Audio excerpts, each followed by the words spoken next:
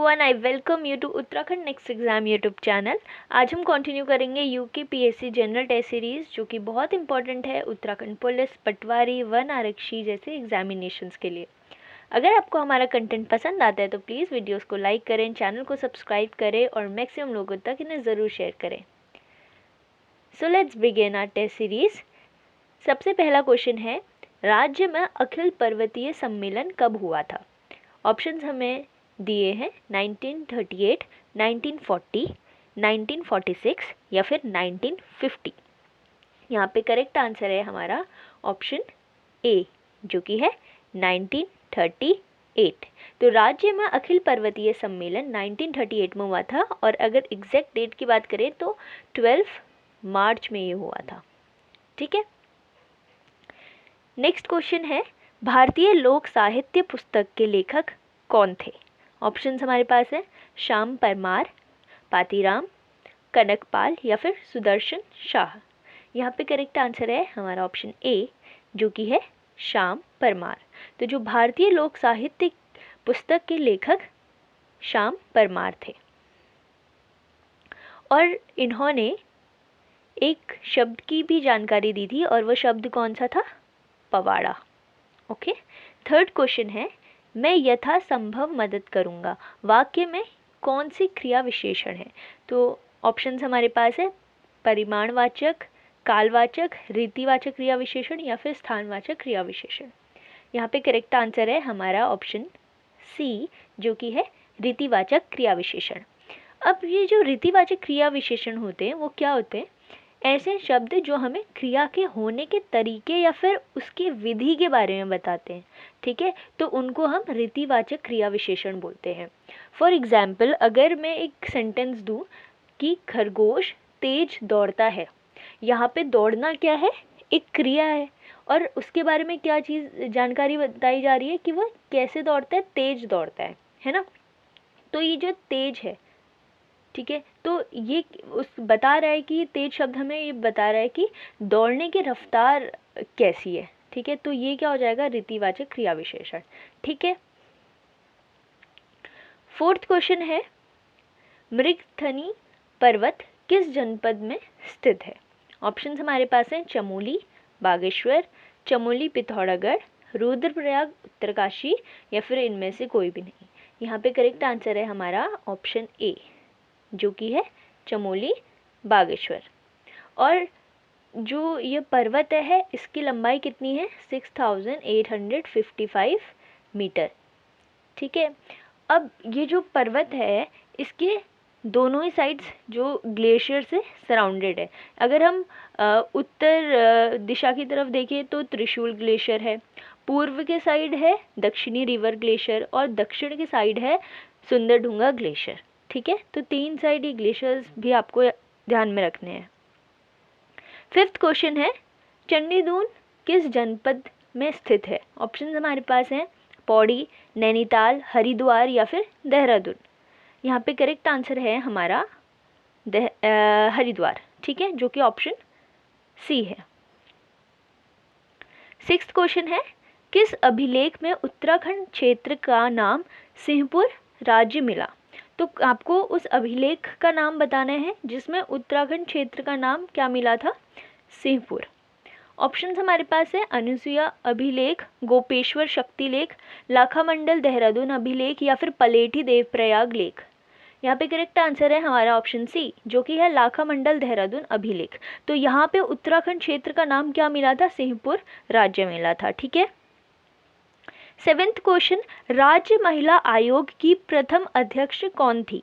Options हमारे पास हैं संतोष चौहान, सरोजिनी नायडू, हर्षवंती बिष्ट या फिर एकता बिष्ट। यहाँ पे करेक्ट आंसर है हमारा ऑप्शन ए, जो कि है संतोष चौहान। तो जो संतोष चौहान थी वो राज्य महिला आयोग की प्रथम अध्यक्ष थी। ठीक है। एट्थ क्वेश्चन, हिमालय पुत्र के उपनाम से किसे जाना जाता है? ऑप्शंस हमारे पास है अनुसुईया प्रसाद बहुगुणा, तारा दत्त गैरोला, हेमवंती नंदन बहुगुणा या फिर गोविंद बल्लभ पंत। यहाँ पे करेक्ट आंसर है ऑप्शन डी, जो कि है गोविंद बल्लभ पंत। तो जो गोविंद बल्लभ पंत जी थे उनका उपनाम क्या था? हिमालय पुत्र। और इनके दोस्त इन्हें गोविंद बल्लभ महाराष्ट्र कहकर भी पुकारते थे। 9th क्वेश्चन है, निम्नलिखित में से किस संगठन द्वारा इंडियन सोशियोलॉजिस्ट नामक पत्रिका प्रकाशित की जाती थी? ऑप्शंस हमारे पास है इंडिया हाउस, गदर पार्टी, ब्रिटिश इंडिया एसोसिएशन या फिर बर्लिन समिति। यहाँ पे करेक्ट आंसर है ऑप्शन ए, जो कि है इंडिया हाउस। तो एक इंडिया हाउस संगठन द्वारा इंडियन सोशियोलॉजिस्ट नामक पत्रिका प्रकाशित की जाती थी। ठीक है। 10th क्वेश्चन है, SNDT महिला विश्वविद्यालय पहला महिला विश्वविद्यालय किस स्थान पर स्थापित करा गया था? अब जो SNDT महिला विश्वविद्यालय था, एक तो पहला महिला विश्वविद्यालय था, ठीक है, और आपको इसका स्थान बताना है। ऑप्शंस हमारे पास है मुंबई, पुणे, ठाणे या फिर नासिक। यहाँ पे करेक्ट आंसर है ऑप्शन बी, जो कि है पुणे। अगर हम इस विश्वविद्यालय की फुल फॉर्म देखें तो इसकी फुल फॉर्म क्या है? SNDT है ना, तो इसकी फुल फॉर्म है श्रीमती नाथीबाई दामोदर ठाकरसी महिला विश्वविद्यालय। ठीक है। 11th क्वेश्चन, और इसका ईयर भी देख लीजिए कब बना था, 1916 में। 11th क्वेश्चन है, क्लेप्टोक्रेसी का संबंध किस सामाजिक बुराई से है? ऑप्शंस हमारे पास है जातिवाद, भ्रष्टाचार, अंधविश्वास या फिर संप्रदायवाद। ठीक है। यहाँ पे करेक्ट आंसर है हमारा ऑप्शन बी, जो कि है भ्रष्टाचार। ठीक है, ऑप्शन बी यहाँ पे करेक्ट आंसर भ्रष्टाचार। अब जो क्लेप्टोक्रेसी क्या होती है, एक ऐसी गवर्नमेंट होती है जहाँ पे जो भी रूलर्स होते हैं तो वो क्या होते हैं, करप्ट होते हैं। ठीक है, भ्रष्टाचार करते हैं और वहाँ के जो लोग होते हैं, जो वहाँ की लैंड होती है, जो नेचुरल रिसोर्सेज होते हैं, उसका मिसयूज़ करते हैं, अपना मतलब अपने प्रॉफिट के लिए करते हैं। ठीक है, और अपनी जो भी उनके पास पावर्स होती हैं, ठीक है, उसका गलत इस्तेमाल करते हैं। 12th क्वेश्चन है, निम्नलिखित में से किस विवाद के कारण गांधी जी ने पहली बार अनशन किया था? ऑप्शंस हमारे पास है मिंटो मॉर्ले सुधार, अहमदाबाद मिल हड़ताल, पंजाब दंगे या फिर पूना समझौता। यहाँ पे करेक्ट आंसर है ऑप्शन बी, जो कि है अहमदाबाद मिल हड़ताल। तो अहमदाबाद मिल हड़ताल में उन्होंने, गांधी जी ने क्या करा था, अनशन किया था। ठीक है, मार्च 1918 की बात है, गांधी जी के नेतृत्व में अहमदाबाद कपास मिल में हड़ताल की गई थी। ठीक है, और इस हड़ताल का जो रिज़ल्ट आया था, जो परिणाम आया था, उसमें ये हुआ था कि जो मज़दूर थे वहाँ पे, जो मज़दूरी करते थे, उनकी आय में 35% की वृद्धि करी गई। ठीक है। 13th क्वेश्चन है, तुंगभद्रा बहुउद्देश्य परियोजना कर्नाटक और आंध्र प्रदेश के बीच संयुक्त उद्यम है। तुंगभद्रा किसकी सहायक नदी है? ऑप्शंस हमारे पास है कृष्णा, कावेरी, गोदावरी या फिर साबरमती। यहाँ पे करेक्ट आंसर है ऑप्शन ए, जो कि है कृष्णा। तो जो तुंगभद्रा है वो कृष्णा की क्या है, सहायक नदी है।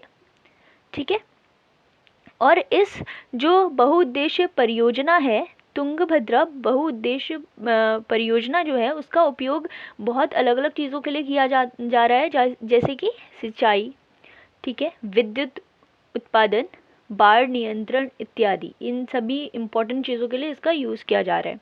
और ये शुरू कब हुआ था? ये शुरू हुआ था 1953 में। ठीक है, और अगर ज़िले की बात करें तो कर्नाटक के कौन से ज़िले में ये स्थित है? बल्लारी ज़िले में। 14th क्वेश्चन है, सुप्रीम कोर्ट के जजों की संख्या को कौन बदल सकता है? ऑप्शंस हमारे पास हैं राष्ट्रपति आदेश, कानून द्वारा संसद, सुप्रीम कोर्ट की अधिसूचना या फिर केंद्र सरकार की अधिसूचना। यहाँ पे करेक्ट आंसर है ऑप्शन बी, जो कि है कानून द्वारा संसद। यह जो जजों की संख्या है उनको बदल सकती है।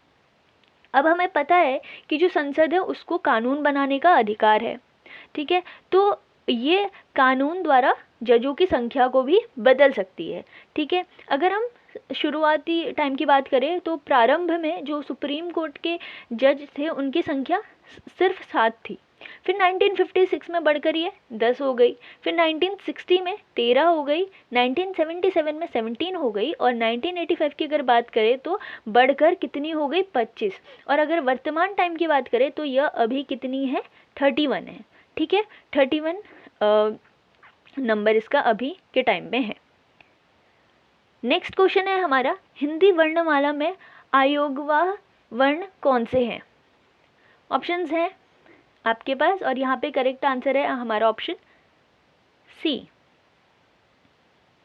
अंग और अह, ये दोनों ही आयोगवाह वर्ण कहलाते हैं, ठीक है। 16th क्वेश्चन, ग वर्ण किस वर्णों के संयोग से बना है? यहाँ पे करेक्ट आंसर है हमारा ऑप्शन डी, जो कि ज और य से है, ठीक है, ऑप्शन डी यहाँ पे हमारा करेक्ट आंसर है।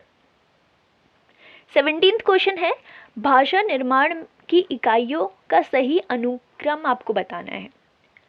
ऑप्शंस हमारे पास हैं पद, वाक्य, ध्वनि, या फिर लास्ट में शब्द है यहाँ पे, ठीक है, शब्द, वाक्य, ध्वनि, पद। ऑप्शन सी है शब्द, ध्वनि, वाक्य, पद, या फिर लास्ट ऑप्शन है ध्वनि, पद, ध्वनि, शब्द, पद और वाक्य। यहाँ पे करेक्ट आंसर है ऑप्शन डी,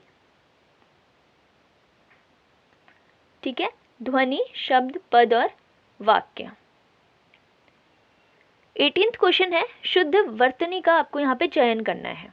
तो आपके पास ये ऑप्शंस हैं, तो इनमें से जो शुद्ध है वो आपको उसका चयन करना है। करेक्ट आंसर मैं आपको बता देती हूँ, यहाँ पे करेक्ट आंसर है ऑप्शन सी, ठीक है। 19th क्वेश्चन है, निम्न जो भी पंक्तियां यहाँ पे दी हुई हैं आपको उनको ध्यानपूर्वक आपको पढ़ना है और जो प्रयुक्त सही अलंकार है उसका चयन करना है। ऑप्शंस हमारे पास है उपमा, रूपक, विभावना या फिर यमक। मैं ये लाइंस पढ़ देती हूँ, जैसे मेरो मन अनंत कहाँ सुख पावे, जैसे उड़ी जहाज को पंछी फिरी जहाज पर आवे। अब इन लाइंस का मतलब क्या है कि यहाँ पे कवि क्या कहना चाह रहे हैं कि मेरो मन अनंत कहाँ सुख पावे, कि मेरा मन अन्य कहाँ सुख पाएगा, ठीक है। जैसे उड़ी जहाज को पंछी, जैसे जो जहाज में बैठा हुआ पंछी होता है फिर वापस उसी जहाज पर आ जाता है, तो इस टाइप की ये लाइंस हैं। तो आपको यहाँ पे अलंकार इसमें किसका प्रयोग हुआ है वो बताना है। यहाँ पे करेक्ट आंसर है ऑप्शन ए, जो कि है उपमा अलंकार। अब जो उपमा अलंकार क्या होता है कि ऐसे अलंकार जहाँ पर किसी एक वस्तु की तुलना, ठीक, एक वस्तु की तुलना किसी दूसरे वस्तु से की जाए और जो दूसरा वस्तु है वो प्रसिद्ध वस्तु हो, ठीक है, जैसे उसके रंग रूप से, उसके गुण, उसके आकार के आधार पर की जाती है उसकी तुलना, ठीक है, उसी को हम उपमा अलंकार बोलते हैं। यहाँ पे मन और पंछी को आप देख लीजिए, इससे आपको और क्लैरिटी आएगी, ठीक है। अब जो उपमा अलंकार होते हैं उसमें दो शब्द आपने अक्सर सुने होंगे, एक होता है उपमेय, ठीक है। उपमेय क्या होते हैं, जिनकी तुलना की जाती है उन्हें उपमेय कहते हैं, और दूसरा शब्द है उपमान। तो उपमान क्या होती है, जिससे तुलना की जाती है तो उसको उपमान बोलते हैं। उपमेय होते हैं जिसकी तुलना की जाए, और उपमान होते हैं जिससे तुलना की जाए, ठीक है। तो आई होप ये क्लियर हो गया होगा। नेक्स्ट क्वेश्चन है, कर्ण को अधिरथ सूत कहा जाता है। यहाँ पे जो अधिरथ है उसका आपको अर्थ बताना है।